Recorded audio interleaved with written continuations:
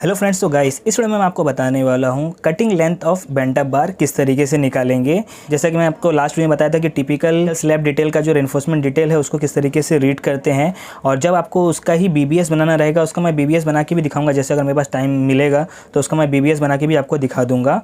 तो बीबीएस बनाने के लिए, स्लैब का बीबीएस बनाने के लिए सबसे मोस्ट इंपॉर्टेंट थिंग होता है कि आपको cutting length of bent up bar निकालने आना चाहिए।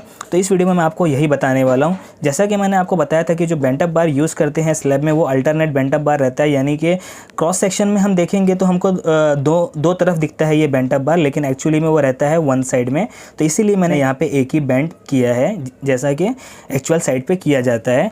तो यहाँ पे आप इस फिगर देख सकते हैं। फिगर कुछ इस तरीके से है। ये बीम है, ये स्लैब है, और ये जो लाइन दिख रही है ये है बेंट अप बार, और हमें इसकी कटिंग लेंथ निकालनी है। ठीक है, तो क्या करेंगे, सबसे पहले यहाँ पे मैंने गिवन डाटा लिखा है वो देख लेते हैं। क्लियर स्पैन ऑफ स्लैब है 5000 mm की, स्लैब थिकनेस है 150 mm की, यहाँ से यहाँ तक जो दिख रहा है आपको 150 mm। Dia of bar use कर रहे हैं इसके अंदर 12 mm की, और क्लियर कवर है स्लैब की 25 mm, और विड्थ ऑफ बीम है 300 mm की, यानी कि यहाँ से लेके यहाँ तक जो है वो 300 mm की है। ओके, तो सबसे पहले मैं आपको बताता हूँ कि कटिंग लेंथ निकालने का फॉर्मूला क्या होता है। तो यहाँ पे आप देख सकते हैं कि ये है कटिंग लेंथ निकालने का फॉर्मूला।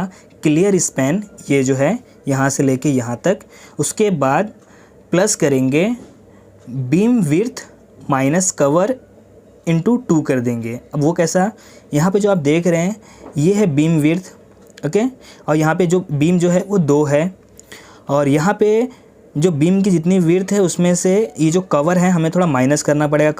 कवर इसलिए माइनस करना पड़ेगा कि अगर ये जो बीम का फेस है इसमें अगर ये स्टील बार टच कर देंगे तो वो एक्सपोज हो जाएगा, और इसमें रस्टिंग का प्रॉब्लम हो जाएगा स्टील में, और वो स्टील बार ख़राब होने के चांसेस बढ़ जाएंगे उसके। तो वो ख़राब ना हो करके हम इसको यहाँ पे कवर प्रोवाइड करेंगे। अब बीम का जितना भी कवर रहेगा, सपोज़ 40 mm का कवर रहेगा, तो 40 mm हम इसके फेस से इसको हम दूर रखेंगे। तो ये हो गया। प्लस इंक्लाइन लेंथ, ये जो है इंक्लाइन लेंथ इसको हम प्लस करेंगे, माइनस 45 डिग्री बेंड इंटू 2, यानी कि ये जो है बेंट अप बार ये 45 डिग्री भी बेंड करते हैं। तो यहाँ पे 1 और 2 बार बेंड किया गया है, इसलिए 45 डिग्री बेंड इंटू 2 कर दिया है। ठीक है, अब यहाँ पे आप देखेंगे कि यहाँ पे थोड़ा आपको शायद चेंज लग रहा हो, अगर आपने किसी और का भी वीडियो देखे होंगे तो यहाँ पे बीम विड्थ माइनस कवर के जगह पे आपको 2 इंटू LD मिलेगा, यानी कि डेवलपमेंट लेंथ मिलेगा। तो एक्चुअली में डेवलपमेंट लेंथ जो है ना वो इसमें वर्क नहीं करता है स्लैब में। क्यों? क्योंकि स्लैब में जो भी स्टील बार हम प्रोवाइड करते हैं हम उसको स्ट्रेट ही यहाँ पे रखते हैं और उसको बैंड नहीं करते हैं 90 डिग्री बैंड। अगर डेवलपमेंट लेंथ सपोज अगर 50 dB रहेगा तो 12 mm के हिसाब से वो हो जाएगा 600 mm। तो 600 mm आप इसको यहाँ से लेके यहाँ तक कहाँ तक लेके जाएंगे 600 mm? ऐसा आपने प्रैक्टिकली नहीं देखे होंगे। थ्योरेटिकली कुछ लोग करते हैं ऐसा, लेकिन वो गलत है, क्योंकि यहाँ पे आपने देखे होंगे प्रैक्टिकली स्लैब का जो स्टील बार रहता है उसको हम यहाँ पे स्ट्रेट ही छोड़ देते हैं, उसको हम बैंड नहीं करते हैं। उसकी भी रीज़न ये है कि अभी जो हम स्टील बार प्रोवाइड करते हैं कंस्ट्रक्शन में वो FE 500 रहता है, यानी कि वो टोर स्टील रहता है, उसकी में थ्रेडिंग बनी रहती है। तो थ्रेडिंग बनने की वजह से हमको यहाँ पे 90 डिग्री बैंड करने की कोई ज़रूरत नहीं है, वो ऑलरेडी कंक्रीट को बहुत अच्छे तरीके से पकड़ लेता है।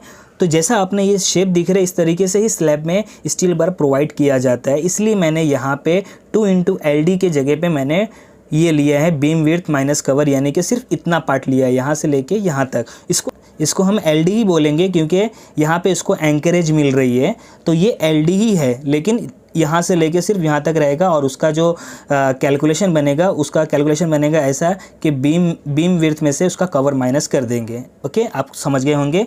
ठीक है, अब यहाँ पे मैं आपको बता देता हूँ कि 45 डिग्री पे जब बैंड होता है स्टील तो वो 1D स्ट्रेच होता है, यानी कि 1 इंटू डाया ऑफ बार जितना भी रहेगा वो उतना स्ट्रेच होता है, इलोंगेट होता है, इसलिए हम उस चीज़ को हम माइनस करते हैं। ठीक है, और इंक्लाइन लेंथ निकालने का जो फॉर्मूला है वो आपको पता होगा 0.42 D है।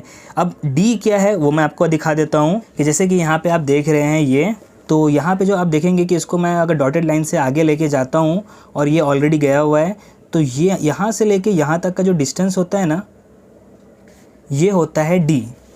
तो उसको निकालने का फॉर्मूला कैसा बनेगा, 150 यानी कि slab thickness minus 2 into cover top and bottom का, इसलिए 2 कर दिया मैंने, 2 into cover minus dia of bar. क्या होता है कि half of dia of bar यहाँ से माइनस होगा, half of dia of bar यहाँ पे माइनस होगा, तो डायरेक्टली वो इसके बार के मिडल पॉइंट से इस बार के मिडल पॉइंट पे हम पहुँच जाएंगे। तो इसीलिए यहाँ पे directly 1 time dia of bar minus कर देना है। तो यहाँ पे फॉर्मूले में रख दिए, कवर 25 है और डाया ऑफ बार 12 है, तो ये आ गया 88 mm। ठीक है, अब सब वैल्यू निकल गई। अब सबको हम फॉर्मूले में रख देंगे। क्लियर स्पैन ऑफ स्लैब है 5000 mm की, प्लस बीम विड्थ है 300, माइनस कवर हम ले लेते हैं 40 mm का, क्योंकि बीम का जो कवर है वो 40 mm है। ठीक है, और उसको इंटू 2 कर देंगे क्योंकि यहाँ पे 2 बीम है, हो गया। प्लस इंक्लाइन लेंथ के लिए, यानी कि इंक्लाइन लेंथ के लिए 0.42D, यानी कि 0.42 इंटू डी हमने निकाले अभी 88 mm, वो मैं यहाँ पे लिख दिया। के बाद माइनस करना है 45 डिग्री बेंड इंटू 2, तो 45 डिग्री यानी कि 1D इंटू 2 करना है। तो 1 इंटू डी कितना है, डाया ऑफ बार 12 है इंटू 2। तो इसको जब हम कैलकुलेट करेंगे तो आंसर आ जाता है 5532.96, इसको राउंड ऑफ कर दिया मैंने, तो वो आ गया 5533 mm, यानी कि उसको मीटर में बोलेंगे तो 5.53 मीटर हो गया।